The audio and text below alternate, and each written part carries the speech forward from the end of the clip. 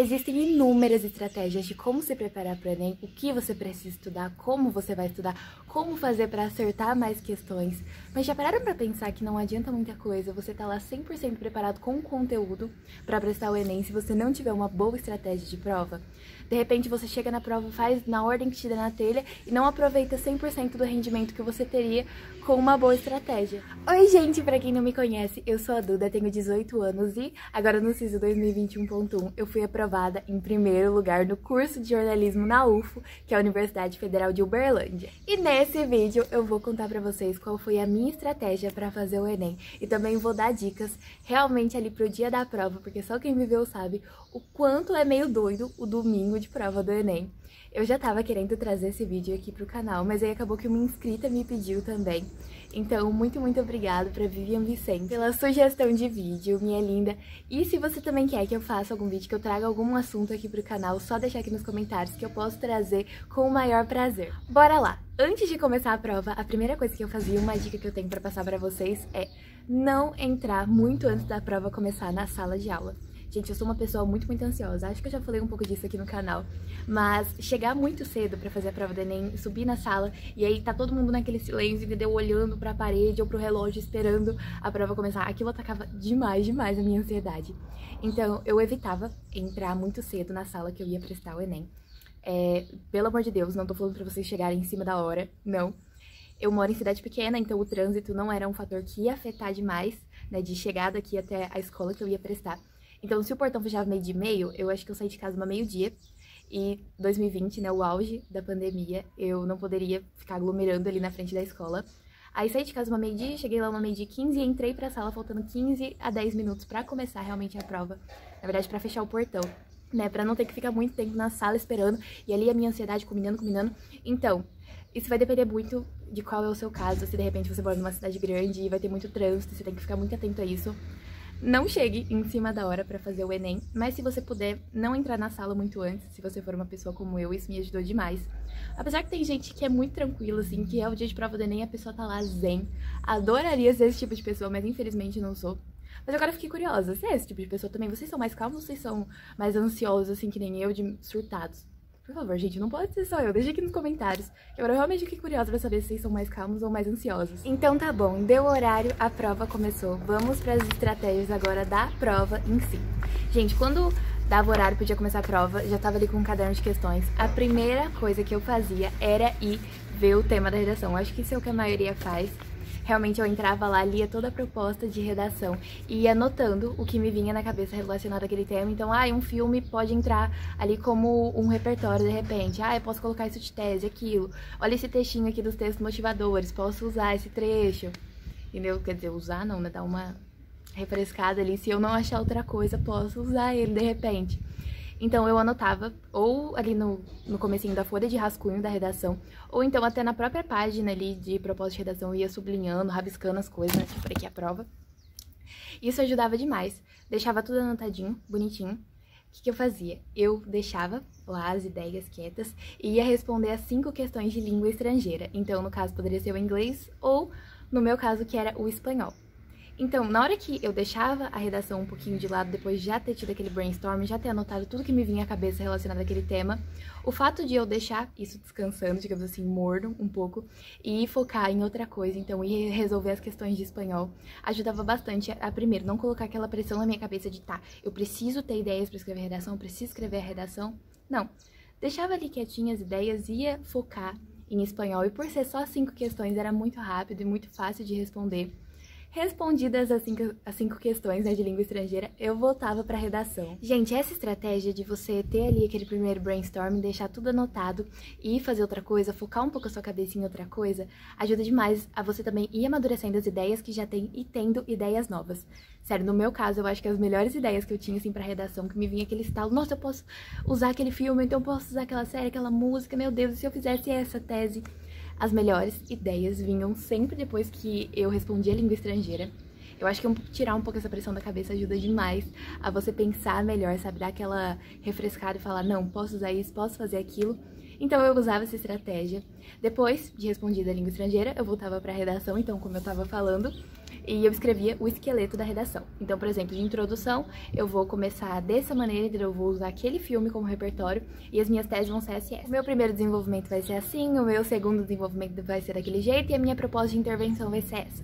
Então, montado o esqueleto ali bonitinho, eu já fazia direto o rascunho, já aproveitava que tava ali quente, pensando na redação. Nesse momento é bom, eu já ia lá, fazia o rascunho, deixava tudo pronto. E, na verdade, eu acho que essa estratégia de deixar as ideias da redação darem uma respirada, assim, foi até um professor, se não foi meu professor do ensino médio, um dos meus professores, foi um professor aqui do YouTube mesmo, que eu acabei seguindo essa dica desde quando eu fazia simulados e me ajudou demais e eu resolvi usar no dia da prova. Eu não vou lembrar agora ao certo quem foi, qual o nome dele, mas acho que foi um professor, tenho quase certeza. Depois do rascunho da redação já feito, eu ia responder linguagens. E agora a gente chega no momento do vídeo que eu quero conversar com vocês sobre a prova de linguagens. Eu sempre fazia isso desde os simulados, então funcionava muito bem pra mim fazer o rascunho da redação primeiro e já ir direto pra linguagens. Mas no Enem 2020 acabou que eu não me planejei muito bem no primeiro domingo de prova. O que aconteceu? Linguagens é o caderno de questões que eu mais me dou bem, digamos assim. É a parte da prova que eu mais gosto depois da redação. Eu normalmente tenho muitos acertos em linguagens, eu gosto bastante. E no Enem 2020 acabou que eu ficava insistindo em questões que de repente eu não precisava ficar insistindo, sabe? Eu não pulava as questões.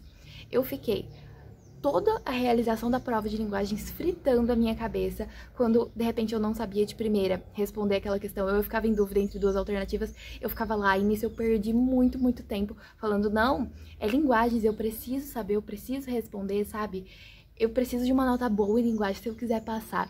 E eu ficava lá perdendo tempo, gente, lendo questões, relendo questão, tentando de novo fazer unidunité alternativas pra ver qual que era a certa. Sério, eu não sei o que deu em mim naquele dia. Mas eu engasguei em linguagens, eu fiquei muito tempo, perdendo tempo ali, tentando responder questões.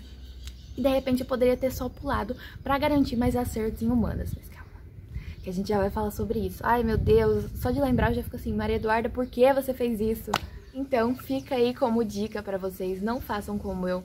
Se você tá engasgado naquela questão, o Enem, ele tem tempo pra ser feito, né? Então se você tá engasgado, não tá conseguindo sair do lugar, não tá achando a resposta certa, pula. Deixa pro final, porque vão ter outras questões que você vai responder ali com facilidade e pontos que você poderia garantir se não ficasse tanto tempo engasgado naquela questão, tá? Não façam como eu, por favor. Gente, então ali, continuando o primeiro domingo de prova do Enem, eu terminava de responder linguagens, então, e eu ia passar a redação a limpo. Então, nesse meio tempo que eu tinha respondido linguagens, eu voltava, passava a redação. E é bom também você não terminar a redação e já passar ela direto a limpo, porque você dando esse tempinho, de repente você percebe erros de gramática ali que você cometeu, ou então de acentuação, que você nem tinha percebido quando escreveu o rascunho. Então eu fazia isso, respondia todas as linguagens, voltava, passava a redação a limpo e costumava deixar humanas por último. Nos simulados isso funcionava muito bem, até porque eu não ficava ali engasgada, fritando a minha cabeça em humanas e tentando responder questões que de repente nem iam agregar tanto assim na minha nota. Porém, nesse primeiro domingo de prova, na hora que eu cheguei pra fazer humanas, eu já tava muito cansada. Tipo assim, com a cabeça já a mil, entendeu? E humanas também tem uns textos muito longos.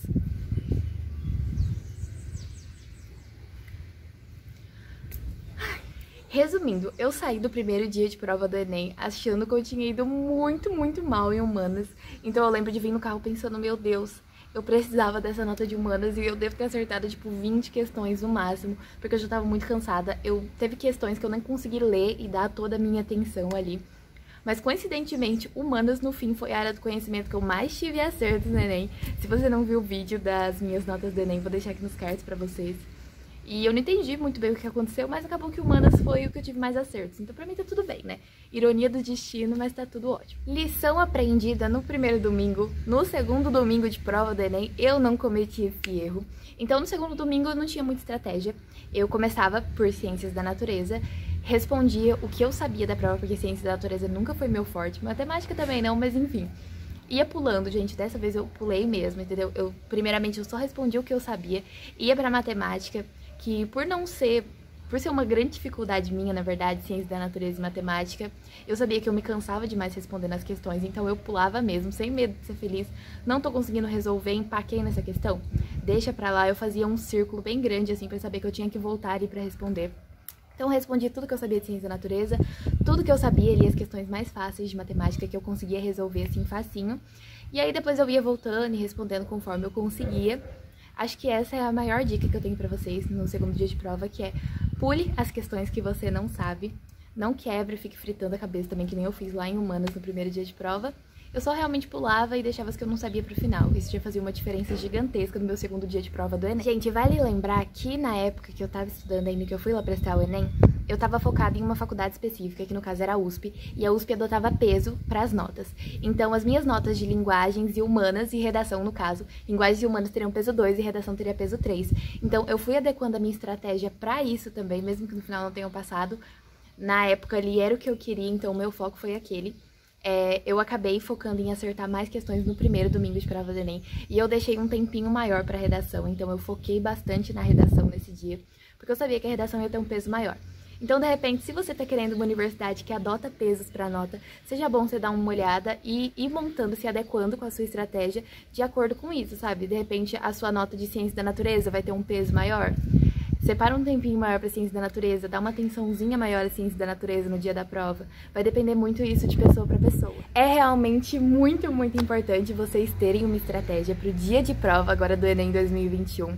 E é por isso que eu trouxe esse vídeo aqui no canal. E o melhor que vocês podem fazer é já ir tentando implementar essas estratégias, então, na realização de simulados. Vai fazer um simulado na semana que vem? Monta ali uma estratégia para você, então se você quer fazer como eu e pegar primeiro a redação, ter as ideias, ir lá responder língua estrangeira, depois ir para linguagens. No segundo dia de prova do Enem, se você quer começar com matemática ou ciências da natureza, vai se adequando, vai vendo o que funciona para você. Ainda tem um tempinho aí, a gente tem o quê? 3 meses até acontecer o Enem 2021, então vocês têm tempo de irem testando as estratégias, porque o que funciona pra mim pode não funcionar pra você, ou pode funcionar muito bem pra você, vai depender muito de pessoa pra pessoa. Já vão treinando, porque vocês podem ter certeza que ter uma estratégia no dia de prova do Enem faz uma diferença gigantesca. Bom, acho que foi isso, falei tudo que eu tinha pra falar. Muito, muito obrigada pra você que assistiu até aqui. Não esquece de deixar o seu like, que me ajuda demais a levar esse vídeo e o canal pra mais e mais pessoas. Já se inscreve aqui no canal e ativa o sininho pra ter certeza que vai receber todas as notificações. Tem muita coisa acontecendo nesse momento, gente. Eu vou continuar ajudando vocês com o vestibular, assim, sem dúvidas.